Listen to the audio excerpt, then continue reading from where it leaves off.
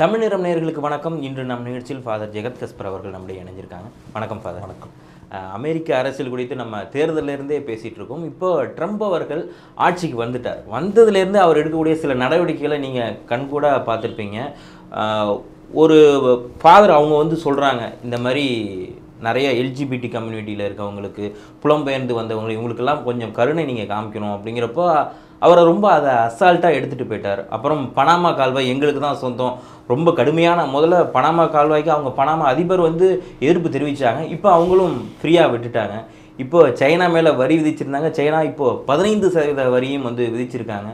So என்னதான் நிலைமை, பழையபடியே நிலைமையை அமெரிக்காவுக்கு கொண்டு வந்துடுவார் ட்ரம்ப்? தன்னுடைய அரசியல் முழக்கங்களாகவும் அரசியல் கோட்பாடுகளாகவும் எவற்றை அவர் முன்வைத்தாரோ அவற்றை அவர் இப்பொழுது செயலாக மாற்றுகிறார். இந்த எக்ஸிக்யூட்டிவ் ஆக்ஷன்ஸ் என்று சொல்வார்கள். சட்டவிரோதமாக அங்கு சென்று குடி புகுந்தவர்களை திருப்பி அனுப்புவது, அதே மாதிரி குறிப்பாக இந்த எல்ஜிபிடிக்யூ அவர்களுக்கான அந்த உரிமைகளை தடுத்து நிறுத்துவது, இதில் ஒரு புறம். அதில் கிறிஸ்தவ திருச்சபை என்பது காலாகாலமாகவே அது அகதி மக்கள், இடம்பெயர்ந்து வருகிறவர்கள், இமிக்ரண்ட்ஸ் அண்ட் ரெஃப்யூஜிஸ், நாம் எல்லோருமே ஒரு வகையில் நகர்ந்து கொண்டே இருக்கிறவர்கள் தான். இந்த சென்னை நகரில் நான் 35 ஆண்டுகளாக வாழ்கிறேன். குமரியிலிருந்து நகர்ந்து வந்தவன் தான் நான். நாம் இன்று இருக்கிற இடத்தில்தான் நமது மூதாதையர்கள் எல்லாம் இருந்தார்கள் என்று சொல்ல முடியாது. ஆக இந்த மனித நகர்வு என்பதை மனித நேயத்தோடும் அதே நேரம் தேசிய பாதுகாப்பு தேவைகள், இந்த ரெண்டையும் எப்படி சமன் செய்கிறதுங்கிறது அது ஒரு சவாலான ஒரு வேலை. ஸோ கிறிஸ்தவ திருச்சபை என்பது அந்த விஷயத்தில் மிக தெளிவான தயக்கமற்ற நிலைப்பாடுகளைத்தான் அது எடுத்து வந்திருக்கிறது. இன்று ஐரோப்பிய நாடுகளில், கனடா போன்ற நாடுகளில் ஈழத்தமிழ் மக்கள் ஒரு 25-30 ஆண்டுகளில் மிக உயர்ந்த நிலைக்கு அகதிகளாக சென்று வளர்ந்திருக்கிறார்கள் என்றால் அடிப்படையில் அந்த கிறிஸ்தவ மனித நேயம் என்பது அதற்கு முக்கியமான ஒரு காரணம். அதைத்தான் அந்த வாஷிங்டன் ஆயர், எபிஸ்கோப்பல் சர்ச் என்று சொல்வார்கள், அந்த ஆயர், அதுவும் ஒரு பெண், துணிவாக அதை எடுத்துரைத்ததும், அதை ட்ரம்ப் அவர்கள் அவர் ஒரு பெருந்தன்மையோடு அதை எதிர்கொண்டிருக்கலாம். ஏனென்றால் கருத்து வேறுபாடு என்பது, கருத்து நிலைப்பாட்டு மாறுதல் என்பது ஒரு ஆட்சியில் இருக்கிறவர்கள் வரவேற்க வேண்டும் இல்லையா? அப்போது அவங்க ரொம்ப அழகாக சொன்னாங்க, இந்த நீங்கள் சட்டவிரோதமாக குடியேறியவர்கள் என்று ஒரு தொகுப்பினரை சொல்கிறீர்கள், அவர்கள் இல்லை என்றால் அமெரிக்காவினுடைய வேளாண்மை பின்தங்கிவிடும், நமது வீடுகளில் வேலை செய்கிறவர்கள், பல நிறுவனங்களில் வேலை செய்கிறவர்கள், அப்படிங்கிற மாதிரி அவங்க எடுத்து சொன்னாங்க. ஆனால் அவங்கள பொறுத்த வரைக்கும் இந்த ஆங்கிலோ சாக்சன் வெள்ளையர்கள்லேயே, நம்ம வெள்ளையாக இருக்கிறவங்க எல்லாரையும் வெள்ளை இனம்னு அவங்க ஒத்துக்கிறது இல்லை. இந்த ஆங்கிலோ சாக்சன் இனம் ஒரு 2035 ஆண்டு வருகிற போது சிறுபான்மை ஆகிவிடுவார்களோ என்கின்ற அச்சம் அவர்களுக்கு இருக்கிறது. அதனால தான் அந்த தொகுப்பு தான் அவங்களோட பொலிட்டிக்கல் கன்ஸ்டிடியூன்சி. அந்த அடிப்படையில் தான் அவங்க அந்த ஒரு அணுகுமுறை அவங்க பார்க்குறாங்க. எல்ஜிபிடிக்யூங்கிறது அது அந்த இயக்கங்கிறது தன்னை மறுபரிசீலனைக்கு உள்ளாக்கணும். அதில் எனக்கும் கருத்து வேறுபாடு இருக்கிறது. நான் அடிக்கடி சொல்வதை போல பிறப்பில் ஒரு நம்முடைய பாலின வேறுபாடு என்பது இயல்பு. அது இயல்பாக நிகழக்கூடியது. திருநங்கையர்களாக இருக்கலாம், பலவேறு, அதுலேயும் பல வெறும் திருநங்கையர்கள், பாலின வேறுபாடு என்பது. இப்போ அந்த பாலின வேறுபாடு என்பதை ஒரு வகையான அது ஒரு பாப்புலர் கல்ச்சராக எல்லாரும் அப்படி இருந்தால் அது ஒரு ப்ரைடு. அதில் என்ன ப்ரைடு இருக்குது? அதில் ஒன்றும் ப்ரைடே இல்லை. அது மாதிரி ஆணாக இருந்து சலித்து போய்விட்டது பெண்ணாக மாறுவது, அதற்கு அறுவை சிகிச்சை, அந்த அறுவை சிகிச்சைக்கு இன்சூரன்ஸ் கொடுக்கணும், காப்பீடு கொடுக்கணும், இதெல்லாம் எக்ஸஸ். அது ஒரு ஸ்டைல் மாதிரி மாறிட்டு இருந்துச்சு. ஆமாம், அது மாதிரி ஒரு ஓரின சேர்க்கை உறவை நீங்கள் புனிதப்படுத்துவது இருக்குல்ல, அதெல்லாம் எப்படி மனிதகுலம் ஏற்றுக்கொள்ள முடியும் அப்படிங்கிறது எனக்கு இன்னும் புரியல. ஒருவேளை நான் தவறாக இருக்கலாம். ஆனால் இயற்கை பல லட்சம் ஆண்டுகளாக ஒரு ஒழுங்கை வடிவமைத்து வைத்திருக்கிறது. அந்த வடிவமைப்பை தகர்ப்பது என்பது என்னால் ஏற்றுக்கொள்ள முடியாத ஒரு ஒரு இதாக தான் இருக்குது. அந்த வகையில் ஒரு கன்சர்வேட்டிவ் நிலைப்பாடு என்பதுதான் என்னுடைய நிலைப்பாடு. ஆனால் அவர்களோடு ஒரு ரிடம்ப்டிவ் டயலாக்னு நான் சொல்லுவேன். வந்து ரிடம்ப்டிவ் டயலாகுங்கிறது அவர்களை வெறுப்பது அல்ல, அவர்களையும் நேசிப்பது, அவர்களோடு இடைவிடாமல் உரையாடுவது. அது இந்த ஒரு கிறிஸ்தவ மொழியில் சொல்வதானால், இயேசு வந்து விபச்சாரத்தில் ஒரு பெண்ணை பிடித்து கொண்டு வருகிறார்கள் ஆண்கள்.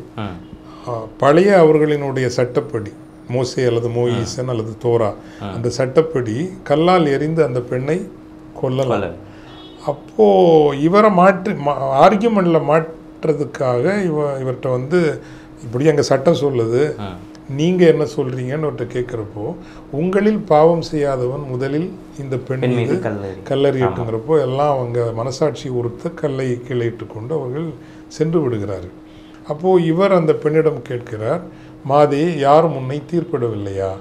இல்லை ஆண்டவரே, நான் அந்த அம்மா சொல்லுது, நானும் உன்னை தீர்ப்பிடேன், அமைதியாக போ, இனிமேல் பாவம் செய்யாது, இனிமேல் பாவம் செய்யாது. அப்போது வந்து இதுதான் ரெடம்ப்டிவ், மீட்பளிக்கும் உரையாடல் அப்படின்னு சொல்கிறோம் இல்லையா? மீட்பளிக்கும் உரையாடல் என்பது, உன்னோடு உரையாடுகிறேன், உன்னை நான் ஏற்றுக்கொள்கிறேன், உன்னிடமும் அன்பாக இருக்கிறேன், உன்னை நேசிக்கிறேன், உன்னை மன்னிக்கிறேன், ஆனால் நீ செய்கிற செயலை நான் ஏற்றுக்கொள்ளவில்லை, அந்த செயலிலிருந்து உன்னை விடுவிக்க விரும்புகிறேன், அதற்காகவும் சேர்த்துத்தான் நான் உன்னோடு உரையாடுகிறேன். அதுதான் ரிடம்ப்டிவ் டயலாக் அப்படின்னு ஆங்கிலத்தில் ரொம்ப அழகாக சொல்லுவோம் நாங்கள்.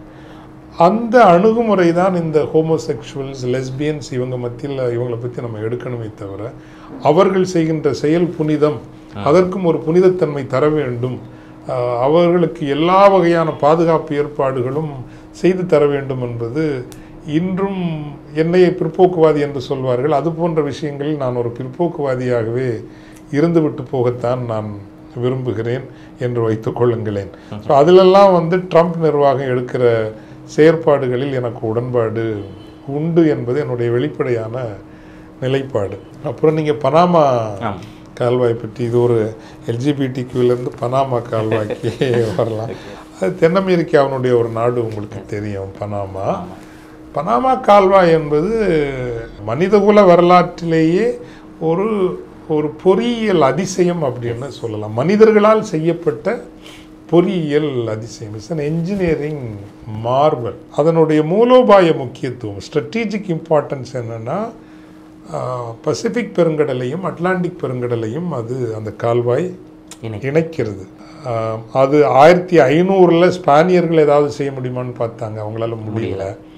1881 பிரான்ஸ்காரங்க தொடங்கினாங்க, 88 அது கைவிட்டாங்க. ஏன்னா அதனுடைய அந்த தன்மை எப்படின்னா, ஒரு 82 கிலோமீட்டர் தூரத்துக்கு ஒரு நதியையும் ஒரு ஏரியையும் பயன்படுத்தி கடல் மட்டத்திலிருந்து ஏறக்குறைய 26 மீட்டர் அப்படின்னா 81 அடி கப்பலை அப்படி தூக்குறது இருக்கு இல்லைங்களா, உயர்த்தி, அதாவது உயர்த்தி கொண்டு வந்து ஒரு ஏரி ஒரு நதி வழியாக திரும்பவும் நீங்கள் வந்து அட்லாண்டிக் ஓஷனுக்கு கொண்டு வந்து சேர்க்குறதுங்கிறது இட்ஸ் பிரில்லியன்ட், என்ஜினியரிங் பிரில்லியன்ஸுங்க வந்து. அப்போ பிரெஞ்சுக்காரங்க செலவு உயிரிழப்பு, அது நம்ம முல்லைப்பெரியார் கட்டின மாதிரி தான், கைவிட்டுறாங்க. 1901 தான் அமெரிக்கா அது கையில் எடுத்து 1914 அவங்க முடிக்கிறாங்கன்னு நினைக்கிறேன். ஸோ அப்போது அது வந்து பசிபிக் பெருங்கடலையும் அட்லாண்டிக் பெருங்கடலையும் இணைக்கிறதுனால அந்த இரண்டு கடலையும் இணைக்கின்ற அந்த கடல் வழி என்பது மிக மிக தூரம் கொண்டதாகவும் ஆபத்துக்கள் நிறைந்ததாகவும் இருந்தது. அது குறைஞ்சு போகுது. இன்றைக்கும் அமெரிக்கா உலகத்தோடு செய்கின்ற 40% ஏற்றுமதி இறக்குமதி வர்த்தகம் என்பது இந்த பனாமா கால்வாய் வழியாகத்தான் நடக்கிறது. ஏறக்குறைய எத்தனை பில்லியன் தெரியல, அது மிகப்பெரிய 300-400 பில்லியன் அளவுக்கான வர்த்தகம் நடக்குது. 1914 முடிஞ்சு 14லேருந்து 77 வரைக்கும் பனாமாவும் அமெரிக்காவும் இணைந்து தான் அந்த பனாமா கால்வாயை கட்டுப்படுத்தினாங்க. 77 ஜிம்மி கார்ட்டர் அதிபராக இருந்தபோது அவங்கள்ட்ட அதை ஒப்படைக்கிறாங்க. பனாமா நட்பு நாடாகத்தான் அது தொடருது. ஆனால் என்ன நடக்குது 2000 இருந்ததுன்னா, சீனாவுக்கு உலக வல்லரசாக வேண்டும் என்கின்ற ஒரு நிர்பந்தம் இல்லை, ஒரு ஆசை, பேராசை வருது. அதற்கு உபரி பணம் நிறைய வருது, சர்ப்ளஸ் மணி வருது. சீனா இந்த அளவுக்கு பொருளாதார ரீதியாக வளர்வதற்கு அமெரிக்கா தான் முதன்மை காரணம். அமெரிக்கா தான் சீனா வளர்வதற்கு உதவி புரிந்தது.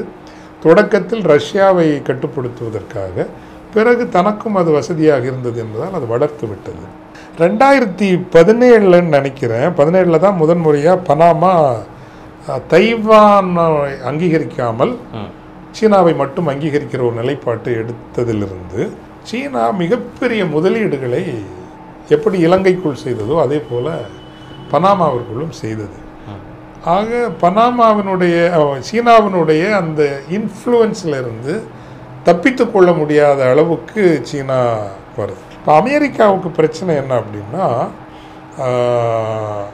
பனாமா கால்வாயை கட்டுப்படுத்துறதுல சீனா வரலைன்னாலும் அதை தொடர்ந்து 2 பக்கமும் ஒரு ஸ்ட்ரிங் ஆஃப் போர்ட்ஸ், உலகம் முழுவதுமே ஆப்பிரிக்கா, தென்னாப்பிரிக்கா மற்றும் ஆசிய நிலப்பரப்பில் துறைமுகங்களில் மிக மிக பெரிய அளவில் சீனா முதலீடு செய்திருக்கிறது.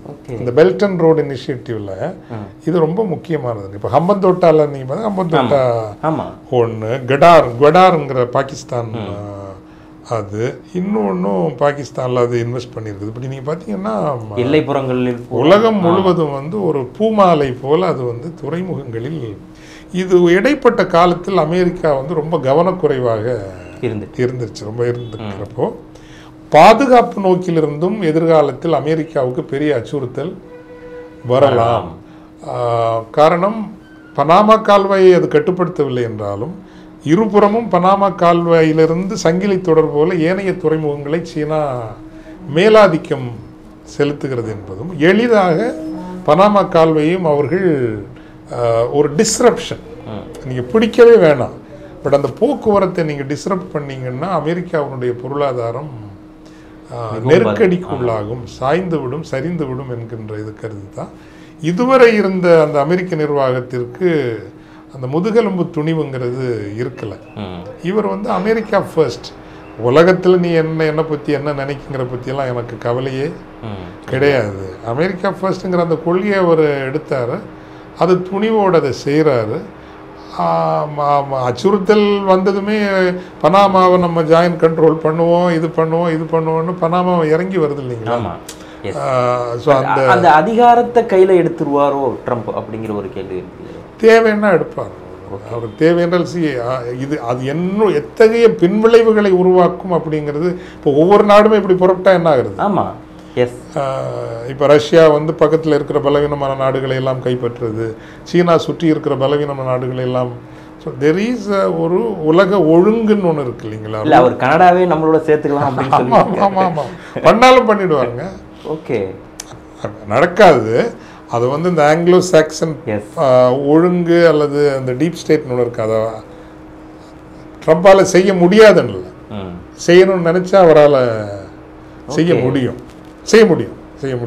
அமெரிக்காவை எதிர்த்து இராணுவ ரீதியாக நின்று வெல்கிற அளவுக்கு இன்னும் கனடா. ஆனால் அதாவது கனடா, பிரித்தானியா, ஆஸ்திரேலியா, நியூசிலாந்து, இந்த 4 நாடுகளையும் அமெரிக்கா பிடிச்சி இறுக்கி தன் வழியில் வைக்குமே தவிர அதெல்லாம் அழிக்காது. ஒரு நாள் அழிக்காது, தன்னோடு இணைக்கிற வேலையை செய்யாது. ஆனால் இது முழுக்க அது ஆங்கிலோ சாக்சன் கண்ட்ரோலில் இருக்கிற நாடுகள். ஆனால் பனாமாவை இணைக்கணும்னு நினச்சா இணைச்சிருவாங்க. அதே மாதிரி நீங்கள் கிரீன்லாண்டை இணைக்கணும்னு நினச்சாலும் இணைச்சிருவாங்க. இணைக்கிறது ஒன்றும் அவங்களுக்கு கஷ்டமான வேலை கிடையாது. ஆனால் அப்படி செய்வதனால் உலக ஒழுங்கு ஒரு பெரும் பதட்டத்திற்கு உள்ளாகும். எல்லாரும் பனாமாவை பிடிப்பதால் பனாமுக்காவுக்கு ஆதரவாக ரஷ்யாவோ அல்லது சீனாவோ வரப்போவது இல்லை. ஆனால் நான் சொன்னதை போல அவரவர்கள் அந்தந்த பகுதிகளில் இது போன்ற புறப்படுதல்கள் கையில் எடுப்பதற்கான வாய்ப்பு இருக்கின்ற போது அது உலகில் பெரிய பதட்ட நிலையை உருவாக்கும், உலக அமைதியை சீர்குலைக்கும் என்பதால் அந்த அளவுக்கு அமெரிக்கா அமைப்பு, அதிகார அமைப்பு அதை அனுமதிக்காது. இப்போவே அவர் சொல்லியாச்சு, பண்ணாமல் அவங்க கண்ட்ரோலுக்குள்ளே வந்துருச்சுங்களா. இதே போல் வரி விதிப்பு மூலமும் ஏனைய வழிகள் மூலமாகவும் இந்த அமெரிக்கா ஃபர்ஸ்ட் அப்படிங்கிற அந்த ஒழுங்கை நிலைநிறுத்ததுக்கான வேலைகளை அவங்க செய்வாங்கன்னு நினைக்கலாம். பட் இந்த வரி விதிப்பெல்லாம் அவங்களுக்கும் பாதிப்பு இருக்கும், அமெரிக்காவும் பயங்கர பாதிப்பு இருக்கும். ஏன்னா இப்போ இவங்களும் இப்போ சீனா 15% வரி விதிப்பு, குறிப்பாக இப்போ குழந்தைகளுக்கான டாய்ஸாக இருக்கலாம், அது அவங்களுக்கு ஜிடிபியில் 8% தான் சொல்கிறாங்க தரவுகளில் இருக்கிறப்போ. இருந்தாலும் அந்த விலைவாசியை ஏற்றத்தானே செய்யும் இல்லையா. அப்போ ட்ரம்ப்னுடைய நிர்வாகம் இன்னும் ஒரு 15 வருஷம் ஆட்சியில் இருக்குதுன்னா இந்த உற்பத்தி துறையையும் அவர் கொண்டு வந்து சமன் செய்வார். பட் இன்றைக்கு இருக்கிற மக்கள் இன்று எனக்கு என்ன விலையில் கிடைக்கிறது, அந்த 15-20 ஆண்டு கால தொலைநோக்கோடு அவங்க பார்க்கறது இல்லை. இன்று விலை ஏறுகிறது, இன்று பணவீக்கம் நிகழ்கிறது, அப்படித்தான் அவங்க பார்ப்பாங்க. அப்போ வேலை வாய்ப்பு உருவாகாது. இப்படி பல சிக்கல்கள் இருக்கிறதுனால அமெரிக்காவுக்கும் இதனால் பாதிப்புகள் உறுதியாக இருக்க போகிறது. அதை அவர்கள் எப்படி எதிர்கொள்ளப் போகிறார்கள் அப்படின்னு தெரியல. ஏன்னா ஃபாதர், ஃபைனலாக இதை கேட்குறேன், அவர் வந்து ட்ரம்ப்புக்கு பின்னாடி எலன் மாஸ்க் தான் ரொம்ப நிறைய கேம்பெயினுக்கெலாம் ஹெல்ப் பண்ணார். சில சிம்பிள்கள்லாம் வந்து ரொம்ப சோசியல் மீடியா ட்ரம்ப் ரொம்ப வைரலாக ஆனிச்சு. அவர் இந்த பக்கம் இப்படி கையை காமிக்கிறது, ஹிட்லரோட அந்த பாசிசத்தை கையில் காமிக்கிற மாதிரி எல்லாமே இருந்துச்சு. அப்படிங்கிறப்போ ட்ரம்பினுடைய சில நடவடிக்கைகளை பார்க்குற கொஞ்சம் சர்வாதிகாரத்தை கையில் எடுப்பாரோ? ஏன்னா ஒபாமா வந்த பிறகு அமெரிக்கா தன்னை வந்து ஒரு புனிதர் போல தன்னை காமிச்சிட்டு இருக்கிறத பார்க்க முடிஞ்சுது. ட்ரம்ப் மறுபடியுமே அந்த திருப்பி அமெரிக்காவோட அந்த சிங்க முகம், தன்னுடைய சர்வாதிகார முகத்தை இனி வரக்கூடிய இந்த தன்னோட ஆட்சிகளில் காமிப்பாரோ? ஒரு அரசியல் விஞ்ஞானம் படித்தவன் என்கின்ற வகையில் ரூல் பேஸ்ட் ஆர்டர்னு இருக்கு இல்லைங்களா, அந்த ரூல் பேஸ்ட் ஆர்டரை வந்து ரூல்ஸை கடைபிடிக்காத நிறைய பேர் தான் அதை பயன்படுத்தியிருக்காங்க. நான் இதில் வந்து ஒரு சிலர் என்னை விமர்சனத்திற்கு கூட உள்ளாக்கலாம். இப்போ நீங்கள் சட்டவிரோதமாக குடியேறி வருகிறவர்கள் அப்படியே நீங்கள் பார்த்துக்கங்களேன். வந்து இப்போ நீங்கள் இஸ்ரேல் பாலஸ்தீன பிரச்சனையை நீங்கள் எடுத்துக்கோங்க. இஸ்ரேல் செய்தது பாதகம் அல்ல, மாபாதகம் அல்ல. மாபாதகத்திலும் நீங்கள் ஒரு 1000 மடங்கு ஏதாவது ஒரு கொடூர வார்த்தை இருக்கும் என்றால் அந்த கொடூரத்திற்கு நீங்கள் அந்த பேரை கொடுக்கலாம். மாபாதகம் என்று ஒரு மக்களினத்தை இப்படியா அழித்து ஒழிப்பார்கள் இல்லையா. அப்போது அவ்வளவு இரக்கமற்ற, ஒழுக்கமற்ற ஒரு குரூர ராட்சத ஒரு அரசாக இஸ்ரேல் நாடு செயல்படுகிறது. இந்த அகதி மக்கள் அங்கிருந்து புறப்பட்டு செல்கிற போது என்னுடைய கேள்வியெல்லாம் என்ன கேள்வின்னா, ஐரோப்பிய நாடுகள் வரவேற்கணும்னு எல்லாரும் விரும்புகிறாங்க. அவங்க வரவேற்கலைன்னா உடனேயே அது உலக விமர்சனத்திற்கு உள்ளாகுது.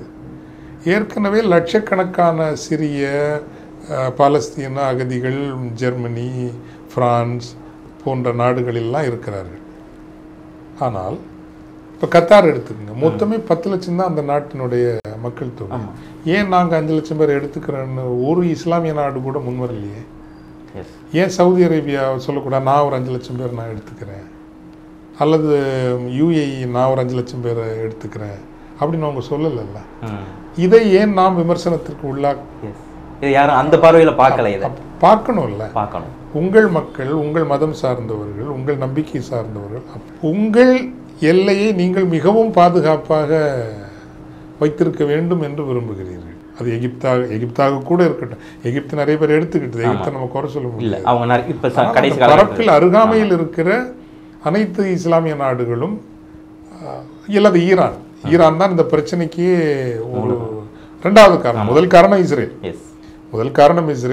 2வது காரணம் ஈரான், 3வது ஹமாஸ்ன்னு சொல்லலாம். 3வது. அப்போது இதெல்லாம் தூண்டி விட்டு பின்னிருந்து இயக்குகிற ஈரான் நான் ஒரு 10 லட்சம் அகதிகளை எடுத்துக்கொள்கிறேன்னு சொல்லலாம் இல்லை, சொல்லலை. அந்த விமர்சனத்துக்கு நம்ம அவங்கள உள்ளாக்க மாட்டேங்கிறோம். ஆயுதங்கள் தான் கொடுக்குறாங்க அவங்க. அவங்கள நம்ம விமர்சிக்கிறோம். அமெரிக்கா எடுத்துக்கொள்ளவில்லை, ஐரோப்பா எடுத்துக்கொள்ளவில்லை. அது தவறான ஒரு அணுகுமுறை என்று நான் நினைக்கின்றேன். தேசிய பாதுகாப்பு என்பதை ஒவ்வொரு நாடும் முக்கியமானதாகத்தான் கருதும். ஆனால் அதை மனிதாபிமானத்தோடு அணுக வேண்டும். ஏழைகளாக, வறுமையின் பார்ப்பட்டு அல்லது உண்மையிலேயே போரினால் பாதிக்கப்பட்டு வருகின்ற போது தேசிய பாதுகாப்பு, மனிதநேயம் இரண்டுக்கும் எப்படி சமன் செய்கிறோம் என்பது ஒரு சங்கடமான சவால் நிறைந்த ஒரு பரப்பு, ஒரு வெளி. ஓகே, ஸோ அதை இப்போ ட்ரம்ப் எவ்வாறெல்லாம் செய்ய போகிறார் அப்படிங்கிறத நம்ம வந்து பொறுத்து இருந்து தான் பார்க்கணும். இந்த பிஸியான நேரத்தில் எங்களுக்காக இந்த டைம் ஒதுக்கி கொடுத்து வழங்கி இந்த நேர்காணலை வழங்கியமைக்கு மிக்க நன்றி. நன்றி.